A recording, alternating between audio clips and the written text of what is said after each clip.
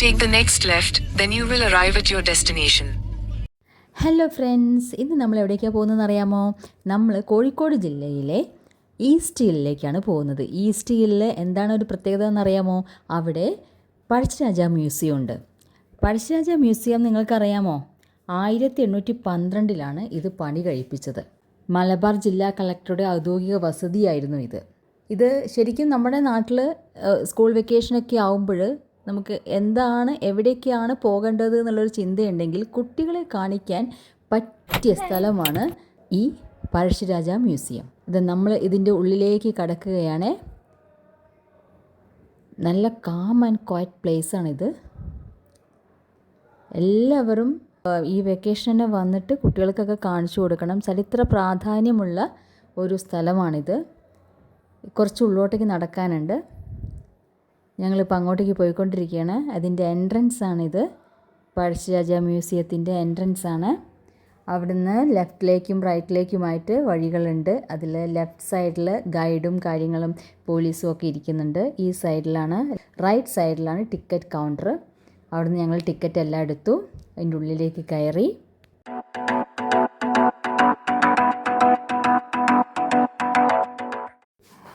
ബ്രിട്ടീഷുകാരുടെ കോളനിയായിരുന്നപ്പോഴും അതിന് ശേഷമുള്ളതും അതിന് മുമ്പുള്ളതുമായിട്ടുള്ള കാര്യങ്ങളെല്ലാം ഇവിടെ എക്സ്കവേഷനിലൂടെ എടുത്തിട്ട് ഇവിടെ ഡിസ്പ്ലേ വെച്ചിരിക്കുന്നത്. ഇതൊക്കെ പലതരം വാളുകളാണുള്ളത്. നമ്മളത് ശരിക്കും ഉപയോഗിക്കുന്ന വാളുകളും കാര്യങ്ങളും ഒക്കെ ഉണ്ട്. ഇത് പീരങ്കിയിലിടുന്ന ബുള്ളറ്റാണ്. അങ്ങനെയുള്ള ഒരുപാട് കാര്യങ്ങൾ ഇവിടെ നമുക്ക് കുട്ടികളെ കാണിച്ചു കൊടുക്കാനും അതിൻ്റെ ഇമ്പോർട്ടൻസ് പറഞ്ഞു കൊടുക്കാനും ഉണ്ട്. ഇവിടെ എല്ലാം എഴുതി വെച്ചിട്ടുണ്ട്. അപ്പോൾ എഴുതി വെച്ചിട്ട് തന്നെ നമ്മളുടെ കൂടെ ഗൈഡ് ഉണ്ടായിരുന്നു. പക്ഷേ എഴുതി വെച്ചത് പോലെ തന്നെ നമുക്ക് മനസ്സിലാക്കി പോകാവുന്നതുമാണ്. പിന്നെയെന്ന് വെച്ച് കഴിഞ്ഞാൽ ഇത് വളരെ മനോഹരമായിട്ട് പൊടി തട്ടിയെല്ലാം സൂക്ഷിച്ചു വെച്ചിട്ടുണ്ട്. റാന്തലുണ്ട് ഇവിടെ. സ്ട്രീറ്റ് ലൈറ്റിന് പകരം അവരിതാണ് ഉപയോഗിച്ചിരുന്നത്. പിന്നീട് റോമൻ കോയിൻസ് ഉണ്ട്, റോമൻ സിൽവർ കോയിൻസ് ഉണ്ട്. പിന്നെ പലതരത്തിൽ തലപ്പാവുകൾ അന്ന് ഉപയോഗിച്ചിരുന്നത്. പിന്നെ ഹാൻഡ് കഫ്സ്, പിന്നെ ത്രാസ്. അന്ന് അളവ് നോക്കിയിരുന്ന ത്രാസ് വെച്ചിട്ടായിരുന്നു. അപ്പം ആ ത്രാസുകൾ ഇത് എന്താണെന്നറിയോ? ഇത് വട്ടെഴുത്ത് ലിപി എന്ന് കേട്ടിട്ടുണ്ടോ നിങ്ങൾ? ആ വട്ടെഴുത്ത് ലിപിയാണ് ഇത് കാണിക്കുന്നത്. അപ്പോൾ ആ ലിപി അവിടെയുണ്ട്. അതിലിപ്പോൾ വെച്ചാൽ കാ, കീ, കൂ അങ്ങനെ നമ്മൾ ഓരോ ലൈനായിട്ടാണ് നമ്മൾ വായിക്കേണ്ടതെന്നൊക്കെ അവിടുത്തെ ഗൈഡ് നമുക്ക് പറഞ്ഞു തന്നു കേട്ടോ. എന്നിട്ട് നമുക്കത് വേണമെങ്കിൽ മണലിൽ എഴുതി നോക്കാം അതെങ്ങനെയാണ് വരുന്നത് എന്നൊക്കെ. പിന്നെ നമ്മൾ പോകുന്ന ലൈബ്രറിയിലേക്കാണ്. ഒരു മ്യൂസിയത്തിൽ ലൈബ്രറി ഉണ്ടാകുന്നതൊക്കെ ആദ്യമായിട്ടാട്ടോ. ഇത് കേരളത്തിൽ ആദ്യമായിട്ടാണ്. അവിടെ മലബാർ മാനുവലുണ്ട്, വില്യം ലോഗൻ്റെ. അത് നമ്മൾ കുറച്ച് നേരം ചരിത്ര വിദ്യാർത്ഥികൾക്കൊക്കെ ഇവിടെ ഇത് വായിക്കാനൊക്കെ സൗകര്യമുണ്ട്. അതിനുശേഷം ഞങ്ങൾ കുറച്ചുകൂടി മുന്നോട്ട് പോയപ്പോൾ നമുക്ക് അവിടെ പല രീതിയിലുള്ള പ്രതിമകളൊക്കെ കാണാം. മരിച്ചു കഴിഞ്ഞതിന് ശേഷം ഭൗതികാവശിഷ്ടങ്ങൾ ഇട്ട് വയ്ക്കുന്നതാണ് അങ്ങനെയുള്ള ആ ചെറിയ ഭരണിയിൽ.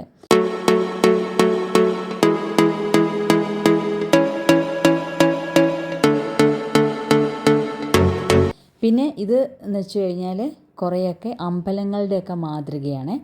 ഈ അമ്പലങ്ങൾ, ഓരോ അമ്പലങ്ങളുണ്ട്. പിന്നെ അതോടൊപ്പം തന്നെ അമ്പലങ്ങളുടെ മുന്നിലുള്ള ആർട്ട് ഫോംസ് എല്ലാം അവിടെ ശരിക്കും നമുക്ക് എക്സ്കവേഷൻ ചെയ്ത് കഴിഞ്ഞ് കിട്ടിയ ബിംബങ്ങൾ, ദൈവത്തിൻ്റെ ബിംബങ്ങൾ, സുബ്രഹ്മണ്യൻ്റെ രൂപം, അങ്ങനെ പല പല രൂപങ്ങൾ അവിടെയുണ്ട്.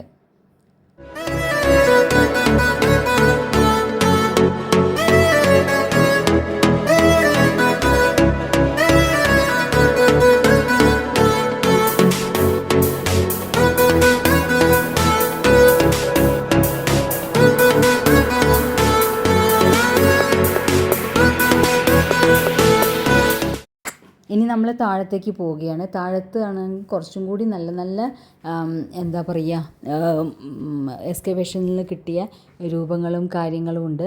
ഇതൊക്കെയെന്ന് വെച്ച് കഴിഞ്ഞാൽ ഓരോ അമ്പലത്തിൻ്റെയൊക്കെ മുകളിൽ അവിടുന്ന് എന്താ പറയുക, എന്തെങ്കിലും വെള്ളപ്പൊക്കമോ കാര്യങ്ങളോ ഉണ്ടായപ്പോൾ മണ്ണടിയിൽ പോയതായിരിക്കാം. അത് എക്സ്കവേഷൻ്റെ ഭാഗമായിട്ട് നമുക്കത് കിട്ടുന്നതാണ്. അതിൻ്റെ ഈ റൂമിൻ്റെ ഉള്ളിലാണെങ്കിൽ ഈ എന്താ പറയുക, ഇതൊക്കെ ദൈവങ്ങളുടെ വിഗ്രഹങ്ങളാണ്. പക്ഷേ ഉള്ളിലേക്ക് ഈ മരിച്ചുപോയ ആളുകളുടെ വീരയോദ്ധാക്കളുടെ രൂപങ്ങളെല്ലാം കാവ് ചെയ്ത് വെച്ചിട്ടുണ്ട്.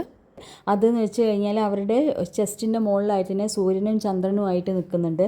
അതെന്താ അവർ ഉദ്ദേശിക്കുന്നത് വെച്ചാൽ ഗൈഡ് പറഞ്ഞതെന്ന് വെച്ചാൽ അവർ സൂര്യനും ചന്ദ്രനും ഈ ലോകത്ത് ഉണ്ടാവുന്നിടത്തോളം കാലം അവരുടെ ഫെയിം നിലനിൽക്കും എന്നാണ് ഉദ്ദേശിക്കുന്നത്.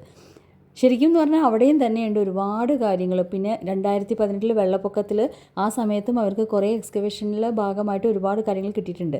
അതുകൊണ്ട് പിന്നെ ഇതൊക്കെ എന്ന് വെച്ച് കഴിഞ്ഞാൽ നമ്മൾ ഭരണിയാണ് അത് കാര്യങ്ങളൊക്കെ സൂക്ഷിച്ചു വയ്ക്കുന്നതൊക്കെ.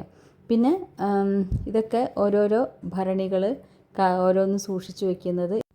ഇത് കുടക്കല്ല് നിങ്ങൾ കേട്ടിട്ടുണ്ടാവും. ഈ ബറിയൽ ചെയ്തിട്ട് ഒരാളെ ശരീരം ബറിയൽ ചെയ്തിട്ട് അതിൻ്റെ മുകളിൽ വെക്കുന്നതാണ് കുടക്കല്ല്. പിന്നെ ഓരോ നമ്മൾ കലങ്ങളിൽ വെക്കുമ്പോൾ ഈ ബറിയൽ ബോഡി വെക്കുമ്പോൾ അതിലുള്ള അവരുടെ ബെലോങ്ങിങ്സും വെച്ചിട്ടാണ് അത്ര വെക്കുന്നത്. അപ്പോൾ അടുത്ത ജന്മത്തിലേക്ക് അത് പാസ് ഓൺ ചെയ്യുമെന്നാണ് പറയുന്നത്.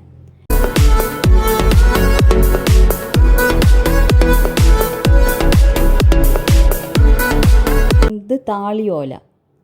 അപ്പോൾ അതിലാണ് എഴുതിയിട്ട് ഒരു പൊടി ഇട്ടിട്ട് മായ്ക്കും അത്രേ. അപ്പോൾ അത് നല്ല ബ്ലാക്കായിട്ട് വരും. ഇതും തന്നെ കുടക്കല്ലാണ്. ഒരുപാട് സംഭവങ്ങൾ നമുക്കിവിടെ കാണാൻ കഴിയും ഈ അണ്ടർഗ്രൗണ്ടിൽ തന്നെ. ഇത് അമ്പലങ്ങളുടെ മാതൃകയാണ്. ഓരോ അമ്പലത്തിൻ്റെ മാതൃകകൾ അവിടെയുണ്ട്. അതിൽ തിരുവേഗപ്പുര ക്ഷേത്രത്തിൻ്റേതുണ്ട്.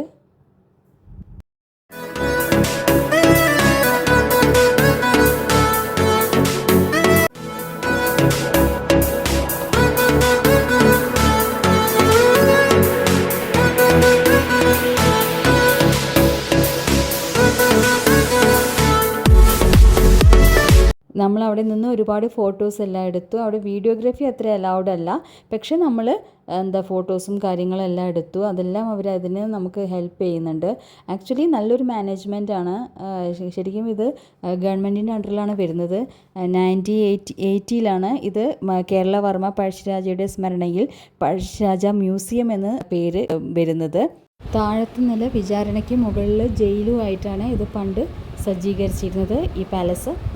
ഈ കുളത്ത് കണ്ടില്ലേ, അത് ഈ തടവുകാരെ തൂക്കിയിട്ടിരുന്ന സ്ഥലമായിരുന്നു അത്രേ, ഹാൻഡ് കഫ് വെച്ച്. അപ്പോൾ ഇനി ഒന്നുകൊണ്ടും നോക്കണ്ട, കുട്ടികളായിട്ട് ഇങ്ങോട്ടേക്ക് വരിക, എന്നിട്ട് ഇത് കാണിക്കുക, സ്ഥലം കാണിക്കുക.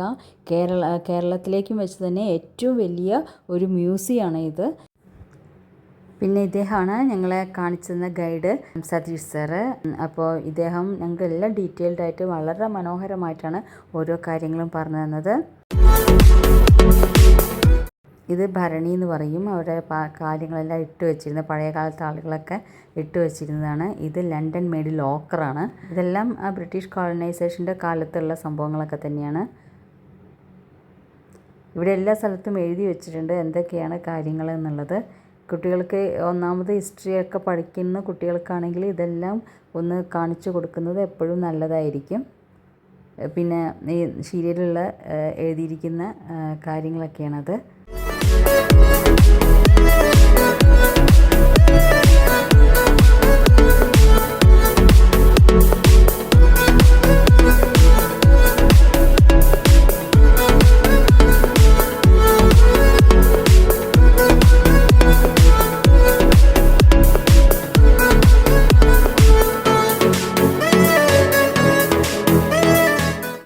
ഞങ്ങളവിടുന്ന് കുറേ ഫോട്ടോസ് എല്ലാം എടുത്തു. അവരോടെല്ലാം നന്ദി പറഞ്ഞ് ഞങ്ങൾ പുറത്തേക്ക് ഇറങ്ങി. ഇത് പീരങ്കിയാണ് അവിടെ ഇരിക്കുന്നത്. ഒക്കെ നല്ല ഭംഗിയിൽ സെറ്റ് ചെയ്തിട്ടുണ്ട്. ഞങ്ങൾ പുറത്തെത്തിയപ്പോഴാണെങ്കിൽ അതിലും നല്ലതാണ് സീൻസൊക്കെ. കുറച്ചും കൂടി കാം ആൻഡ് ക്വയറ്റാണ് പ്ലേസ്. ഞങ്ങൾ കുറച്ച് നേരം അവിടെ പാർക്കിലിരുന്നു. പിന്നെ അവരുടെ കളിക്കാനൊരു പാർക്ക് അവിടെ പ്ലേയിങ് ആയിട്ട് വേറൊരു ഏരിയ തന്നെ ഉണ്ട്. അത് 10 വയസ്സിൽ താഴെയുള്ള കുട്ടികൾക്കാണ്. ബാക്കിയെന്ന് വെച്ച് കഴിഞ്ഞാൽ കുറേ സ്ഥലം നമുക്കവിടെ നടക്കാനൊക്കെ ഉണ്ട്. ഒരുപാട് സ്ഥലങ്ങളുണ്ട് നമുക്ക് എന്താ പറയുക എൻജോയ് ചെയ്യാനും കുറച്ച് നേരം ഇരുന്ന് പോയി വായിക്കുന്നതിനും ഒക്കെ നമുക്ക് പറ്റിയ സ്ഥലങ്ങളുണ്ട്. ഞങ്ങൾ കുറേ നേരം അവിടുന്ന് ഫോട്ടോഷൂട്ടും കാര്യങ്ങളൊക്കെ ആയിട്ട് മുന്നോട്ട് പോയി. അതിനുശേഷം കുറച്ച് കഴിഞ്ഞപ്പോൾ ഞങ്ങൾ കുറേ നേരം അവിടെ ഞങ്ങൾ സംസാരിച്ചിരുന്നു. അതിനുശേഷം ഞങ്ങൾ അവിടെ നിന്ന് ഇറങ്ങാമെന്ന് വിചാരിച്ചു. എന്നിട്ട് ഒന്ന് കറങ്ങി, എല്ലായിടത്തും ഒന്ന് കറങ്ങി. അപ്പം അവിടെ എന്താ പറയുക ആർട്ട് ഗാലറിയിൽ പണി നടക്കുന്നുണ്ട്. അപ്പോൾ അങ്ങോട്ടേക്ക് നമ്മളെ കയറ്റില്ല. അപ്പോൾ ഞങ്ങളിങ്ങനെ തിരിച്ചിറങ്ങിക്കൊണ്ടിരിക്കുകയാണ്. നല്ലൊരു ഈവനിങ് ആണ്. ശരിക്കും എന്ന് വെച്ച് കഴിഞ്ഞാൽ നമ്മൾ ഈ മാളിലും മറ്റ് സ്ഥലങ്ങളിലൊക്കെ കറങ്ങുന്ന നേരം കൊണ്ട് ഒരു ആഴ്ചയിൽ ഒരു ദിവസമെങ്കിലൊക്കെ ഇവിടെ വരാൻ നമുക്ക് ഈ വെക്കേഷൻ സമയത്ത് പറ്റിയിട്ടുണ്ടെങ്കിൽ വളരെ നല്ലതായിരിക്കും. അപ്പം ഞാനത് എൻ്റെ ക്ലാസ്സിലെ കുട്ടികളോടും പറയുന്നതാണ്. എപ്പോഴും തന്നെ എന്ന് വെച്ച് കഴിഞ്ഞാൽ നമ്മൾ മാളുകളിലൊന്നും പോയി കറങ്ങാതെ ഇങ്ങനെ ഹിസ്റ്റോറിക്കൽ പ്ലേസസിലൊക്കെ നമുക്കൊന്ന് പോവുക, ഒന്ന് കാണുക. പിന്നെ എല്ലാ മാസവും തന്നെ മാളുകളിലെല്ലാം എല്ലാം കറങ്ങുന്നതിന് പകരം ബുക്ക് സ്റ്റാളുകൾ സന്ദർശിക്കുക. ഇതൊക്കെ ഞാൻ എല്ലാവരോടും പറയുന്നത് തന്നെയാണ്. അപ്പോൾ അങ്ങനെ നമുക്ക് ഈ വെക്കേഷൻ ഒന്നും കൂടി എൻജോയ് ചെയ്താലോ. ഇവിടുന്ന് പോവുകയാണ്. എന്താണെങ്കിലും വളരെ ഇൻഫോർമേറ്റീവായൊരു സ്ഥലമായിരുന്നു. Okay then bye bye. ഇതുവരെ ആരും സബ്സ്ക്രൈബ് ചെയ്തിട്ടില്ലെങ്കിൽ സബ്സ്ക്രൈബ് ബട്ടൺ അടിക്കാൻ മറക്കരുത്. സബ്സ്ക്രൈബ് ചെയ്യുക. Thank you. ബൈ.